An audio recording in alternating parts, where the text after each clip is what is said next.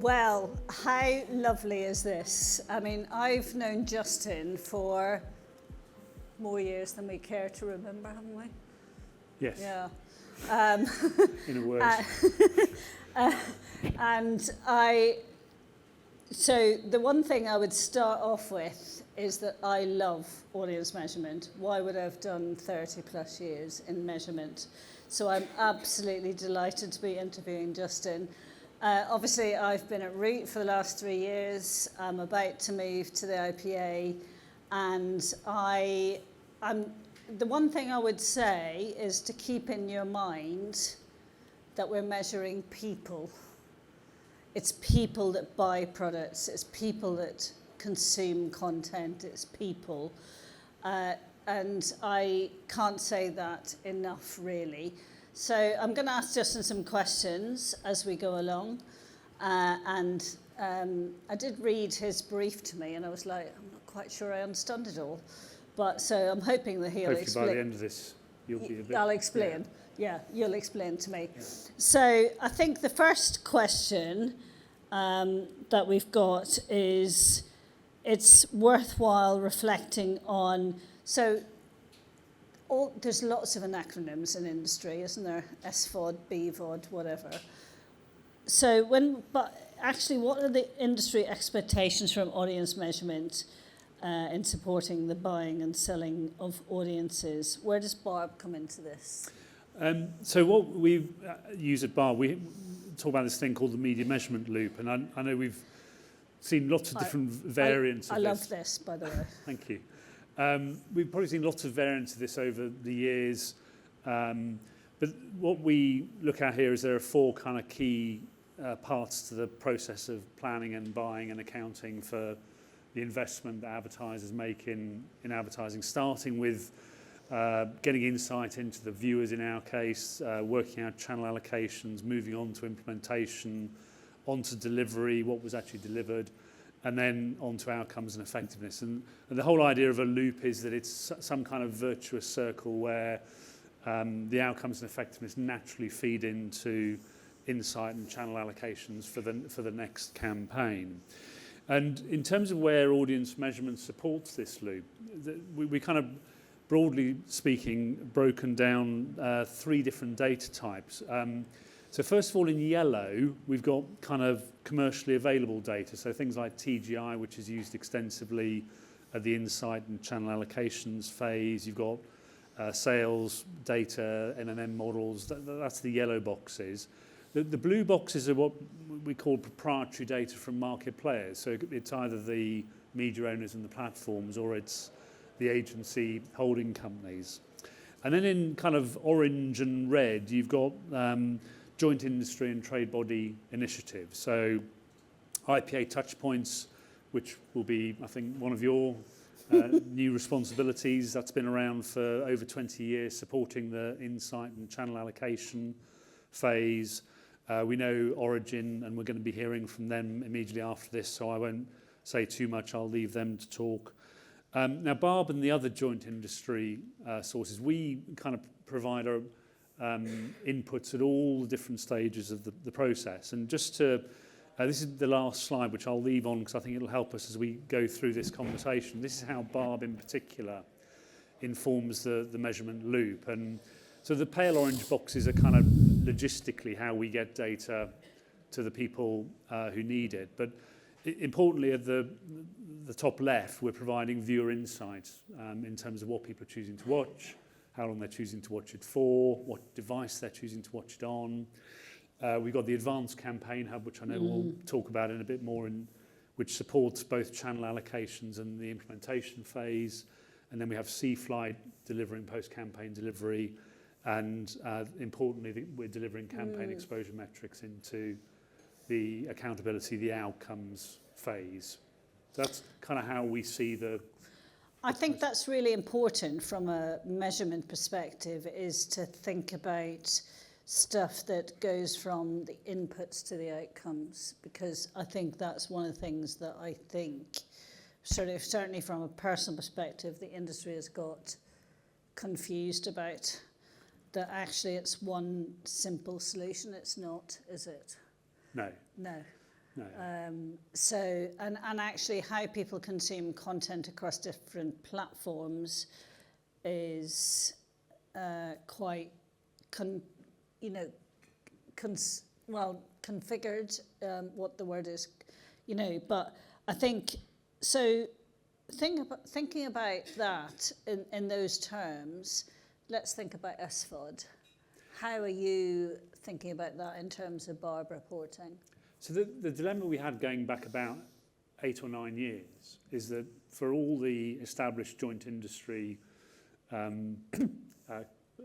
partners that have been involved with Barb for many years, they saw this huge sort of growing amount of what we call unknown viewing. And unknown is anathema to Barb. We want to know everything. And you then have the walled garden platforms who were committed to just using their first party data, which I liken to watching a football match on player cam. You're only watching one player run around the pitch. You don't know how they're interacting with the other part. And so we sort of said, well, we need to understand this unknown viewing. We need to unpack it. And even before the SVOD companies started working with us, we worked on independent ways to measure their audiences. So it was a build it and will they come strategy, and they did. And like the field of dreams. Yeah, and so initially they bought into our existing data, so the viewer insights. So if you're Netflix or David Amodio on the other platform earlier was talking about the insights that Amazon are getting from Barb, Disney Plus, obviously Disney a long-standing relationship with Barb through its linear channels. So they bought into the data we were producing. And what's happened now as the relationship is developing, we're working with them much more collaboratively so that we can get them into the Advanced Campaign Hub. All of them, Amazon and Netflix have been announced as being in. I can't possibly tell you what we're going to announce next week. I'm looking forward to this. But another one will join next week. But we're now working with them to work out how their data can come in and they can help us independently identify which panel homes are on the ad tier, which aren't. So if you go into the Barb daily audience data today, you can get an independent assessment of which panel homes are on the Amazon ad tier, which are on the Netflix, and you can put that into your planning process. I think that's quite interesting, given your measurement loop, is how do you then integrate different platforms? So you're like your SVOD, because that's the bit. And what stage of the process is it? Is it insight? Is it outcomes? Is it delivery? And I think there's possibly, I don't know what you think, and this is a bit off script actually, but I wonder whether there's a bit of education that needs to be done in terms of actually how we educate people to work out which stage of the process that measurement is at. I think that's definitely part of it. And I mean, our conversations with any organisation that works with Barb is how do we work with you across the whole piece? It's not a comfortable position for us as a joint industry initiative to say, well, okay, you can pick and choose which part of the data you're going to be in. And whilst we can talk about the pure play VODs being in the pre-campaign planning tool, the Advanced Campaign Hub already, we are actively starting to look at how we can then bring them into CFlight, which is the post-campaign reporting. So you've got the full circle. But I think the other part of it is actually there's a big expectation, particularly from the companies that will be your members when you join the IPA. And I hope Damien from Netflix doesn't mind me saying this, but Damien Benet has often said to me that the media agencies are Barb's best salespeople, because they're saying to the likes of Netflix, and I think to the other pure play VODs as well, that there's a real benefit to the pure play VODs engaging and working with Barb. So there's that independent verification as well, which is really important, isn't it? Yeah. So, what's next for Barb in this space? So we've talked about the planning, and then you've got Advanced Campaign Hub and CFlight. So what's sort of happening in that space? So there's been we've been announcing a few things already this year. The one we announced this morning is about a new analytics system. So at the moment, if you want to use CFlight and Advanced Campaign Hub, you have to go into two different systems which look different. One of them definitely doesn't look very 21st century. So what we've announced today is we've commissioned RSMB to work with us to deliver a single analytics system which will allow access to both the pre-campaign and the post-campaign analytics, all through one modern interface. So you go a bit full circle, don't you? Yeah. And we've also, CFlight became part of Barb's governance last year, and since we assumed that responsibility, one of the things we have been trying to ensure is, and we did have to make a change in methodology to the Advanced Campaign Hub, to try and ensure that the methodology used at the pre and post-campaign stage is as coherent as it possibly can be. I won't go into the maths of it. It's about Poisson and negative binomial distribution. Oh, I like maths. It's fine. I'm not sure they do. I'm not sure all of them do. But so we did make an adjustment to the methodology of the Advanced Campaign Hub just so that there's as much coherence in the maths under the bonnet. And now we're bringing them all together into one interface, and the aim is to launch that next January. And we're hopeful that when we launch that, we will have one, if not two, of the pure play VODs active in CFlight reporting. We're obviously ambitious for even more. But It is important to bring it from planning to outcomes, isn't it? Inputs to outcomes. yeah, I think on that loop idea, if the way you're calculating data at the implementation stage is different to the way it's being calculated at the delivery stage, then it's a bit like buying in pounds and accounting in euros. Yeah. So what's the exchange rate today? So the more you can get it onto a single coherent way of calculation, the better. Honestly. But we have to obviously recognise pre-campaign planning tools are always estimating, so they won't tell you exactly. They're just giving you an idea of actually how you should allocate your money, and then it's then what happens with your money. Yeah. Honestly, I know pounds to euros, don't get me started. I've just had to do some banking in euros for my business, and it's a pain in the bottom, to be honest. So I think you're absolutely right. It's sort of making sure that we get the planning bit right, but also not letting the outcomes sort of make the planning deliver. Not make sort of budge the planning. Yeah, I think in terms of the campaign exposure metrics that go into the outcomes and effectiveness part, and this is at the heart of the conversation we're having in looking to collaborate with Origin, is the importance of having underlying comparability in the metrics that are used. Because if you want to demonstrate incrementality, and the underlying metrics are calculated on different bases, it just becomes a foreign exchange nightmare. And so a big part of the conversation we're having with ISBAR and Origin, and indeed just within the Barb walls to make sure that our data are comparable, is how do you ensure that when you're saying here's a reach and frequency on an SVOD platform, here's a reach and frequency on a linear channel, here's a reach and frequency on a social video platform, that the underlying metrics have been calculated in a comparable way. How do you, sorry, this might be a bit off-piste, but how do you avoid it being a lowest common denominator?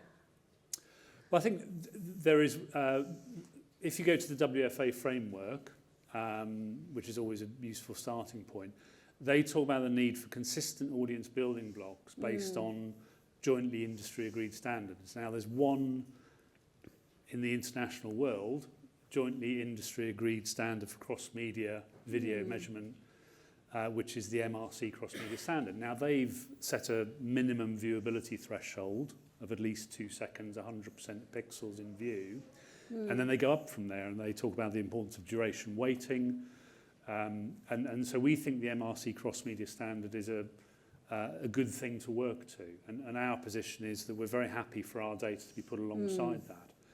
Now, we also have to recognise that the WFA framework talks about doing all commercial impressions, which means going below our viewability threshold. We're not comfortable for our data to be put alongside data that goes below the threshold. But we're absolutely committed to the idea of Barb data being alongside that MRC cross-media standard. Well, what you want is that your data is surfaced in the right way. I think that's the important thing. Yeah. And currently I'm still at Root, going to be part of the IPA soon, but currently Root data is it's realistic opportunities to see. So actually the data is quite different to a lot of the data that might be surfaced in cross-media measurement. So it's making sure, and I think there's an education program that needs to go on in terms of helping planners and buyers to understand that. Yeah, I think even just helping people understand what the MRC cross-media standard is. Yeah. I've met people who I thought would know better who didn't know what it was. But anyway, so there is a big education job. There's one other, aside from the new planning tool, the other thing we announced recently, and this is in the area of viewer insight, so in the insight and channel allocation. So, since we, 3 and a bit years now, we've been reporting service level viewing for YouTube in Barb panel homes. We recognise that it's limited to viewing that takes place through the home Wi-Fi, and it provides a lot of interesting insights about how different target audiences are interacting with the platform. What we've also been doing is when a broadcaster makes their content available through YouTube, Channel 4 have got a lot of archive content on there. ITV made a big announcement just before the end of the year. When that's viewed through YouTube, we know it, we report it, we measure it. But the initiative we announced last month, which we're now working on, is that we're going to start, and we know there's a lot of interest in watching YouTube on the TV set. There's lots of stats being thrown around about how much it's growing and what size it is. We've got some great stats which show that across the last calendar year, 41% of the YouTube viewing was on the TV set, which was a few percentage points up on the previous year. So we can see that growth. And independently, using a form of ACR called audio matching, we can track the content that people watch on YouTube on a TV set. So we're going to get 200 YouTube channels, and we're aiming for July. We've said Q3 in the press release, just a bit of wiggle room. But we're aiming to get data out in Q3 for the viewing to YouTube channels on the TV set. Now, in terms of the choice of channels, I know there'll be a lot of interest, primarily based on volumes of viewing. We're working with an interesting company called CViews, which is an independent company set up by a guy from Dentsu, who helps advertisers and agencies plan into particular types of content. And they're helping us identify not just the most viewed channels, but also to be able to categorise them by objective sort of definitions of how the content's created. Is it YouTube creators? Is it made by media companies? Is it made by TV icons? So that's the next step. It's something we hear lots of people wanting. And so that's also on our to-do list. Well, I think it's interesting if you think about, I don't like to be a sample of one, but, on Sunday morning, I watched my church service online. My daughter watches, I watched it on the big TV because actually that was nicer and more, effective.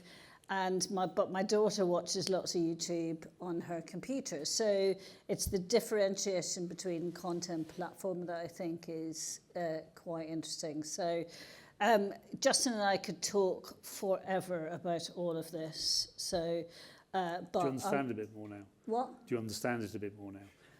I'm not sure I do, but I will do. I will do eventually. Don't you worry. That my daughter's favourite phrase is "Don't you worry." But I am really interested in exploring this, you know, the difference between content and platform, I think, is really interesting as a challenge as we go forward. So, but no, so we could talk forever, but I'm being given the nod by Sam. We're being hooked. Come on. Yep. So, thank you very much, Thank you. Justin. Thank you, Denise. And I'm looking forward to getting more stuck into all of this sort of stuff. Yep. Looking forward to having you on the board. I think. Thank you very much.